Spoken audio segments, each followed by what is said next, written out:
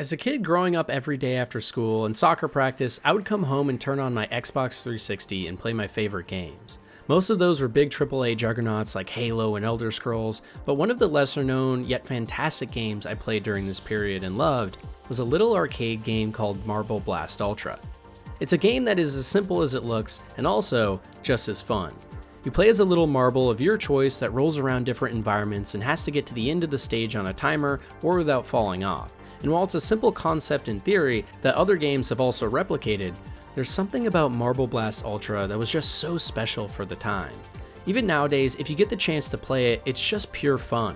The music, the way the environments shift as you jump and roll around them, and just the sheer amount of interesting level design and obstacles to get past is a testament to the developers. If you just want some mindless fun with friends, this is one of the best forgotten games out there that to this day still holds up so well. And on top of this, the game also has a lot of fun mini games too that add to the thrill with new environments and ways to play that make this type of game one you can put hundreds of hours into.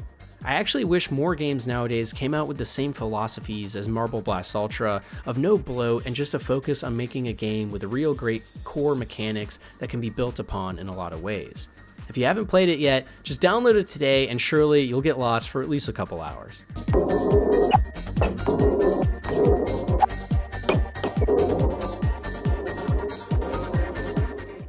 When you hear the phrase Elder Scrolls, your mind probably immediately jumps to things like Skyrim, or for those older and potentially wiser, Morrowind. But the game that lies in between both, Oblivion, might actually be the most underrated Elder Scrolls of all time. It came out in a weird period where RPGs were starting to change from the old stat-heavy and narrative-heavy romps of old to the more standardized journeys we know today. And because of this, Oblivion has a lot of DNA from Morrowind, and also concepts and elements that would later be staples of Skyrim. Playing nowadays, you can see just how true it is too, with a lot of Oblivion's quests being more interesting and in-depth than say Skyrim, but with a familiar combat system and mechanics. But the real magic of Oblivion is just hard to explain, honestly. I played most of the Elder Scrolls games now, and for sure they all have their own charm, but there really is just something about Oblivion specifically that feels different. The music as you walk across the green and wide open plains is amazing, and while the world can feel barren compared to say Skyrim, it actually is almost better for it. Each and every distinct location felt recognizable, and the stories these places tell are some of the most interesting in the entirety of Elder Scrolls, like the Dark Brotherhood's questline of death and despair, or the story of the Grey Fox and the Thieves Guild and uncovering the mysteries of the Long Lost Order. The forgotten quests like the people of Hackdirt who have been demonically possessed and are starving people living under this quaint little town where terrifying roars can be heard from deep in the cave systems underneath the church. Or the Oblivion gates that yes, do get old, but provide a magical and fantastical setting more akin to say Morrowind. To me, in a lot of ways, Oblivion was everything that Elder Scrolls should be. Morrowind had too many mechanics that got frustrating, like swinging your sword at an enemy and missing for no reason, and Skyrim, for as great as it is, felt like a lot more hollow of an experience with a better coat of paint. But Oblivion was the perfect mix between the two, and the game that seems most forgotten of the modern day Elder Scrolls, but also the one that truly spawned what an Elder Scrolls game should really be, and for its time was a technical marvel. This was one of the first games ever where NPCs had believable day and night cycles, the world felt open and alive, but also where the systems felt easy to pick up and understand immediately. And in fact, this game even has the best DLC in the series called the Shivering Isles, which to this day is some of the coolest and most memorable DLC content of all time for any game really. The main story was so much better than most of the games in the series, the environments are beautiful even if they are dated now, and most importantly, just the open world and quests and moments that can happen leave such a lasting impact. Oblivion definitely can be rough around the edges, but still to this day holds up better than say Morrowind, and is honestly so underrated for what I think is the best Elder Scrolls game ever made, that most people haven't played. Ha! Ha!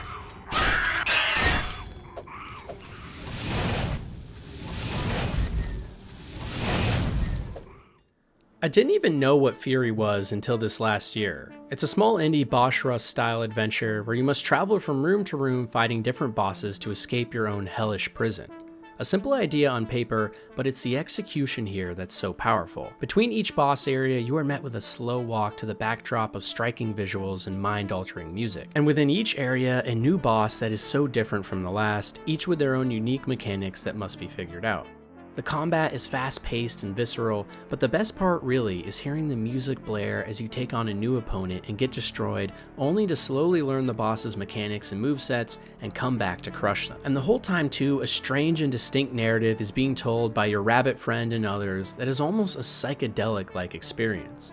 I've never played a game quite like this, but it's so awesome. Literally just the soundtrack alone is worth the price of admission, and I listen to the boss music on an almost daily basis at this point, and I even use it in some of my videos. Even more so too, the combat is just so fun to play, as it's really fast paced but also responsive, and getting a perfect parry followed by a perfect counter feels so satisfying as synth and guitar riffs blast in the background and the areas burst into an amalgamation of color. It's crazy to me that more people haven't talked about this game, and it's only by accident on the suggestion of my roommate that I finally even found out this game existed, because it is one of the best indie games I've ever played in my entire life.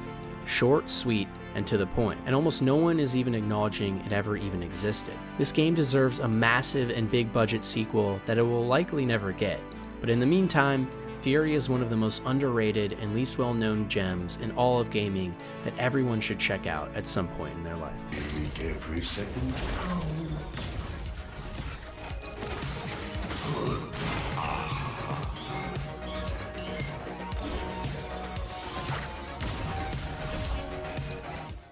Deus Ex is one of the most important game franchises of all time, and it's also one of the godfathers of my favorite genre ever. But while the original many times gets most of the love, I actually think that the 2011 reboot of sorts is actually criminally underloved.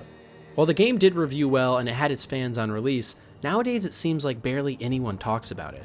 But Deus Ex Human Revolution really is one of the best and now most forgotten games of all time. It thrusts the player right into the middle of a conflict with organic and synthetic people alike, with Seraph Industries and other big mega corporations propelling humanity into the next steps of evolution. You constantly are coming up against questions like whether or not humanity should push for more artificial intelligence and human augmentation in a world that is on the brink of chaos. But the true crowning achievement is how it all comes together.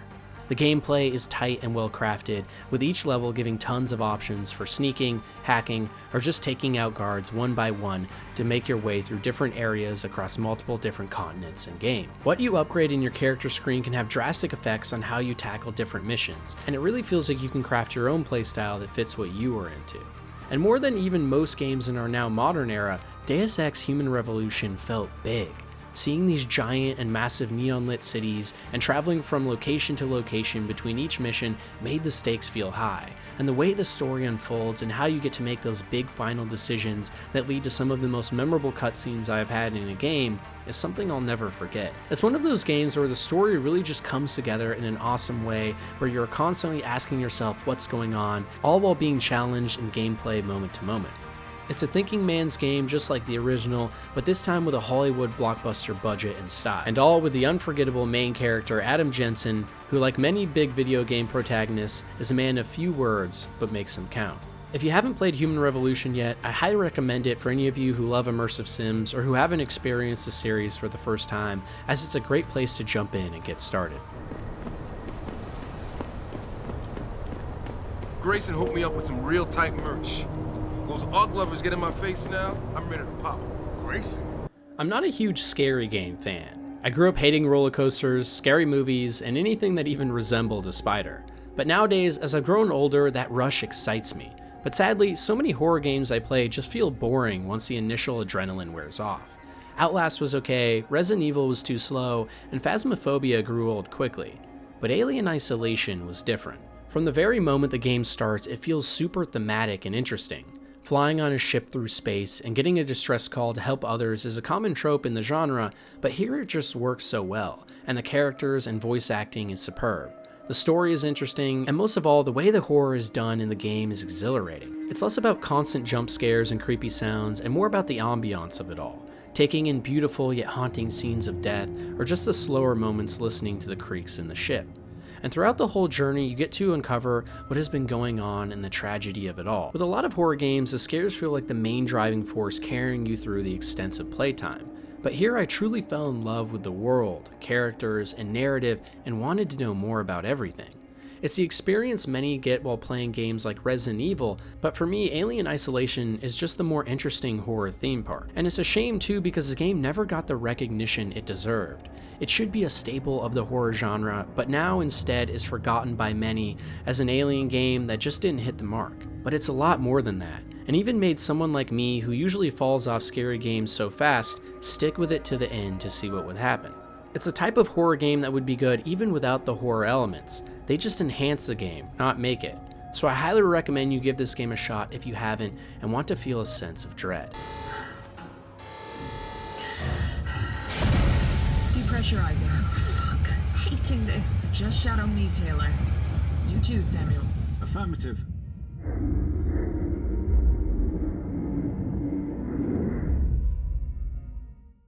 "2022 was a slow year for video games overall, but the beginning and end marked the release of some truly amazing and under-the-radar experiences.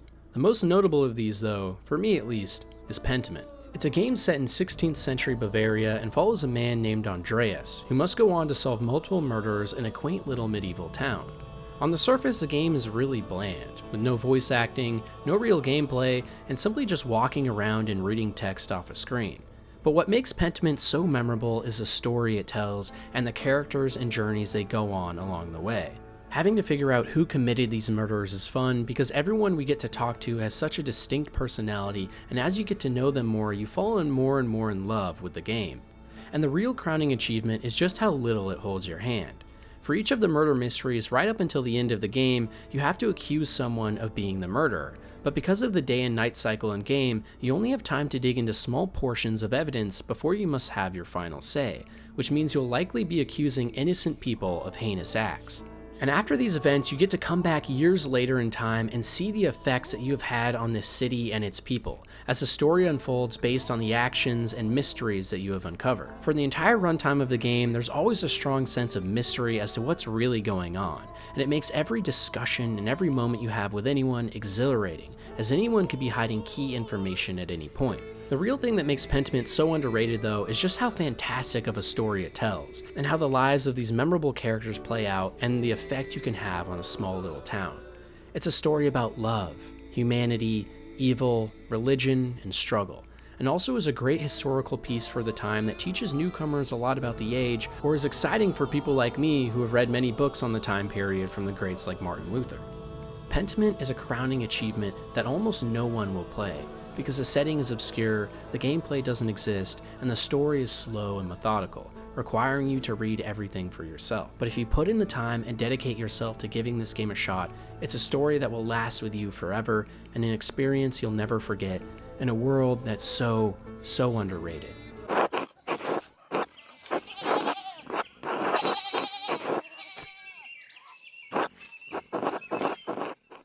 For most fans of BioWare, they are either Mass Effect and sci-fi lovers, or Dragon Age and fantasy stans. And in each of these series, there are beloved and timeless games, and ones that just didn't quite hit the mark. But while on the Mass Effect side, I largely agree with the popular opinion that Andromeda is not a great game compared to the original trilogy, on the Dragon Age side, I hold a much more unpopular belief. And that's because I actually think that Dragon Age Inquisition is a great game in many ways, even though it and Dragon Age 2 are both largely hated by portions of the community.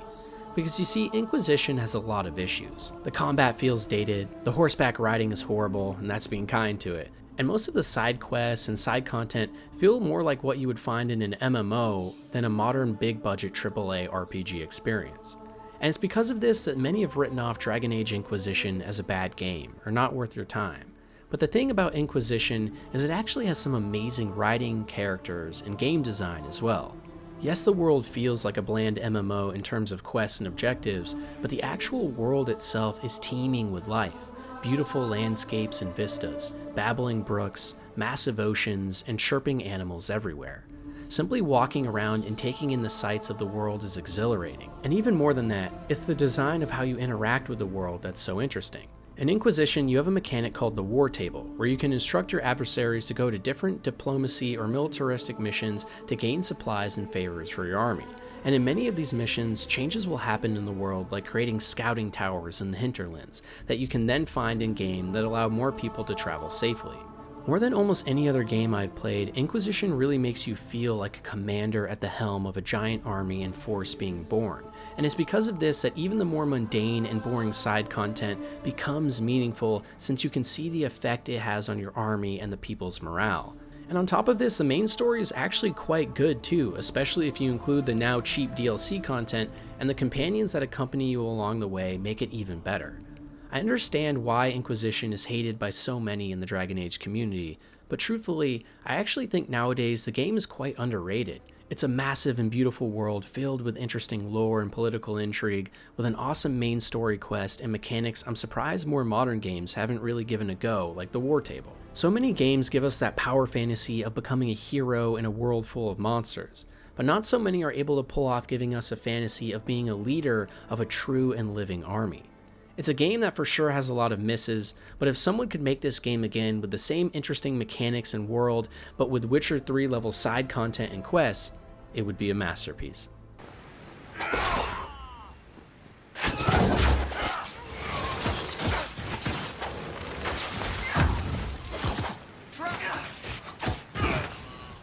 If you ask most people how they originally got into the Witcher universe, they most likely would respond with the RPG phenomenon Witcher 3. For me though, it's only recently on stream with you guys that I've actually been able to start to enjoy the game. Because for me at least, the game that actually made me fall in love with this universe and its rich lore is a much smaller and less known game, the Witcher Tales Thronebreaker. A game based around my favorite card game ever, Gwent, that takes you on an adventure helping or damning those you come across. In many ways, it's everything I wished The Witcher 3 actually was. First of all, the gameplay is an evolved form of the card game Gwent, which for those of you who haven't played is an absolutely fantastic and fun whether or not you're new or a veteran. And in Thronebreaker, each and every combat encounter takes place with you going up against different adversaries in a game of Gwent.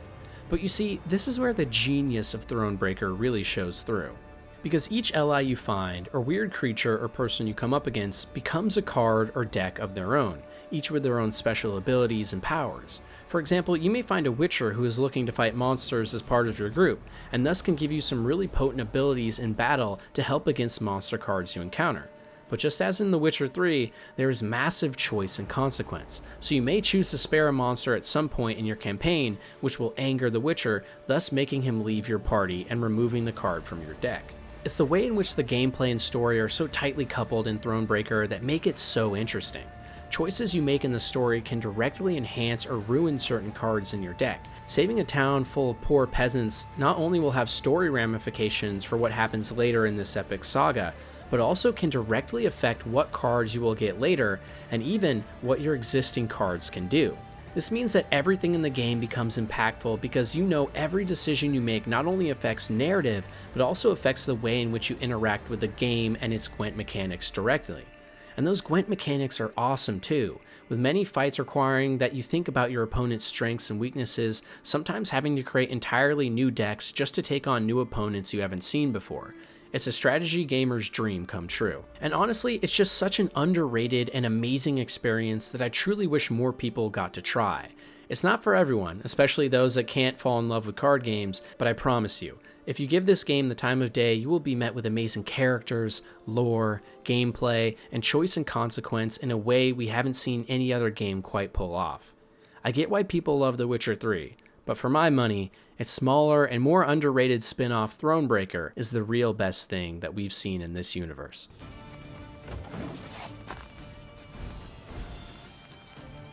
Inarin Jardet Krolfer.